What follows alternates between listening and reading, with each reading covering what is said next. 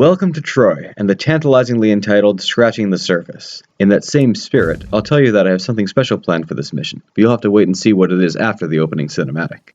A cinematic which could have used more visual detail, like some sentries up on this Trojan wall, but which does have some strong points to it, such as very good dialogue with a lot of subtlety. Arcantos, by the gods!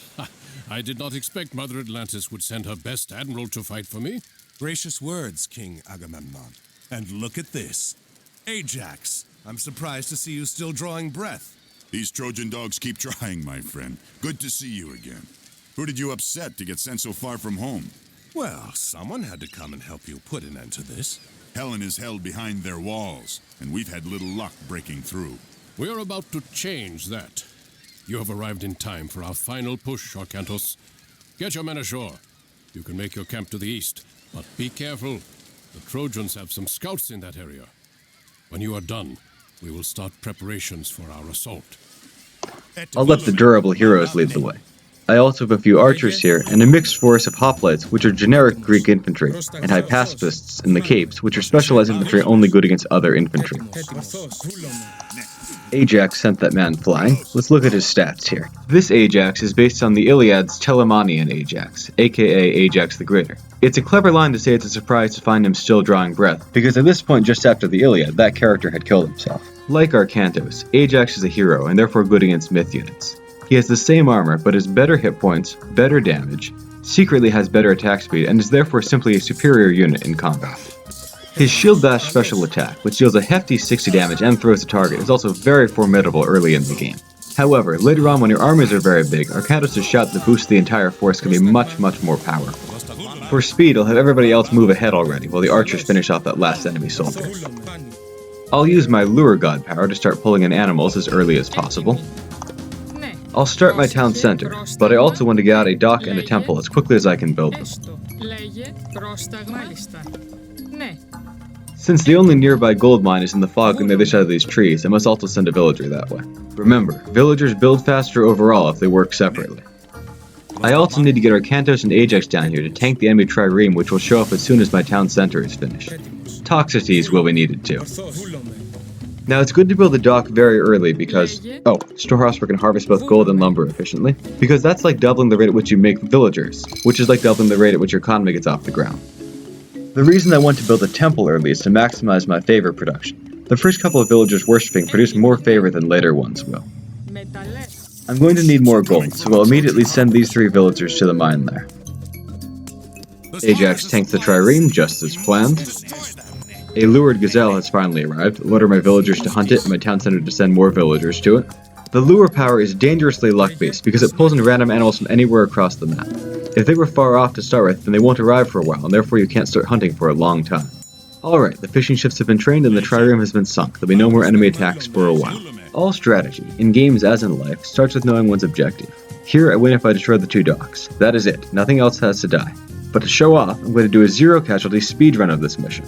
Everything I've been doing has been part of that specialized strategy, which will take a lot of micro and a lot of planning, but should work out perfectly.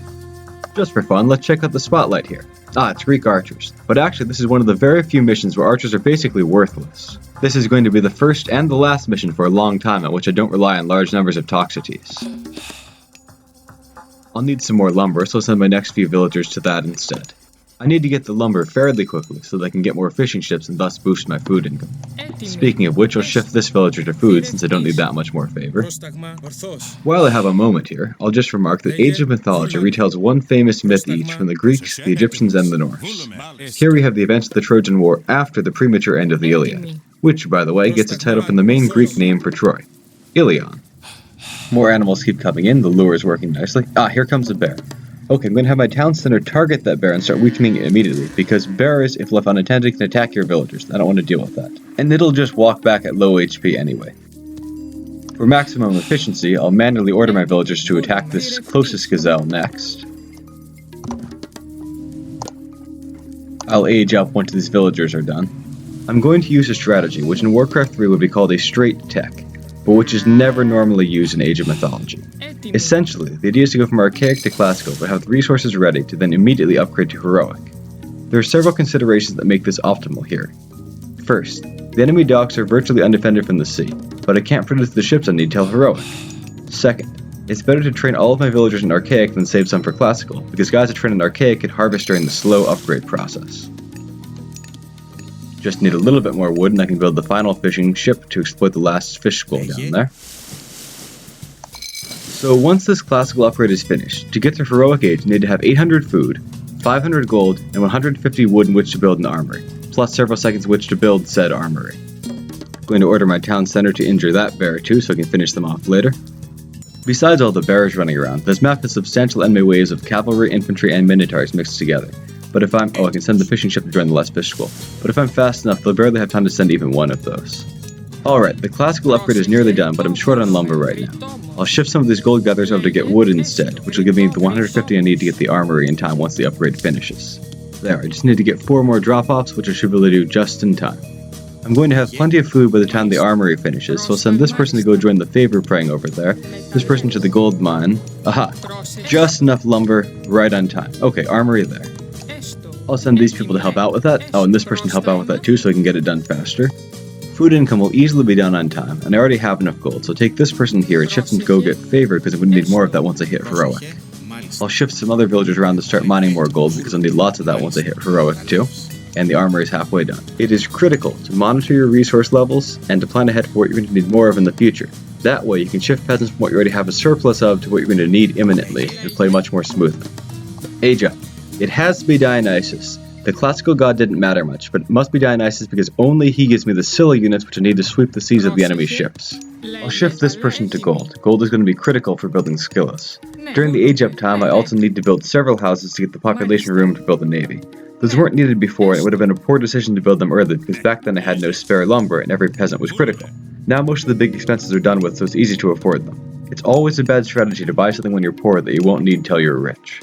I no longer need this person to be gathering food. Food is no longer valuable to me, so I'll have this villager go gather lumber instead, which will need to build ships and houses. So the idea here is that in order to maximize my speed, the instant I finish going to the heroic age I should have enough gold and enough favor to build 3 and maybe 4 Scyllas. Ideally with enough lumber to build the ship afterward. Meanwhile, to make sure I keep things 0 casualty, I need to have Arcantos and Ajax up here to intercept any enemy waves that might be sent in this direction. How soon they come is kind of hard to predict. I'll shift this idle villager to go get gold, and this other one over here to get lumber, since I need both of those. The wood is needed so that I can go build some siege ships, which it shouldn't surprise you require some timber. Oh, and another house would be good too.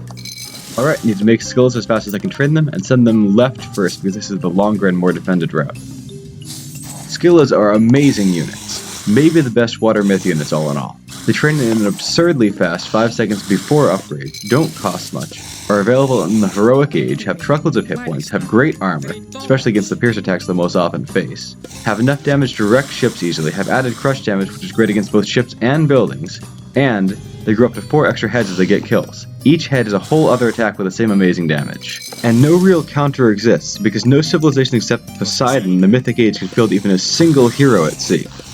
So this one Scylla can easily wreck these triremes here, but I want a second one to do it faster. I'll have the gold for that in just a couple of seconds. It occurs to me that it's entirely mythologically appropriate that Scylla has no counter at all except for a bigger, badder monster. The next thing I want to build are juggernauts, to speed up the attack once the enemy ships are out of the way. No time to waste, keep moving, keep moving. Ah, there is my next and final Scylla. So I'll group these two up and sweep that trireme off to sea. And instead of more Scyllas at this point I want to build juggernauts, which are siege ships effective against buildings and against arrow ships like triremes, and nothing else. Alright, there's no more opposition, time to go for the dock. These guys can finish off that juggernaut. Ah, and you can see that one Scylla has grown 2 heads from its kills. This guy's other myth unit, Hydras, are basically the same thing on land by the way, but there are more counters there. Alright, I've got all I need for one final juggernaut, now I can get these villagers to safety. Now, unlike Scyllas, juggernauts are not at all durable, and there are enemy towers along the south coast here which would wipe it out if I wasn't careful.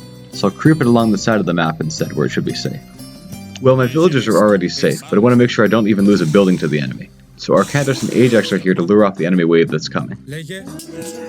Yes, that's right, follow me. We'll go chase some wild geese together. It'll be an adventure. As I'll show several times, the enemy AI is very easily baited in this game. Meanwhile, the Juggernaut has reached that spot safely, so I can direct it further up the coast to go join the fight at the dock. The town center barely hurts the Scylla due to its high pierce armor. Oh, keep running, keep running, keep running. Just keep luring them around. I'll just stash these guys in the town center for safekeeping. The villagers are, of course, listed as idle in there, but I don't care because they've already done all their actual jobs for the game. I wore down both docks at the same speed because when one falls, Agamemnon gives you some reinforcements, which could easily get killed and ruin everything. Wouldn't want that at the last second here. 8 minutes. I believe I have just demonstrated the fastest possible win on this tricky level, which accomplishes all mission objectives and takes 0 casualties. Have a good day, everyone.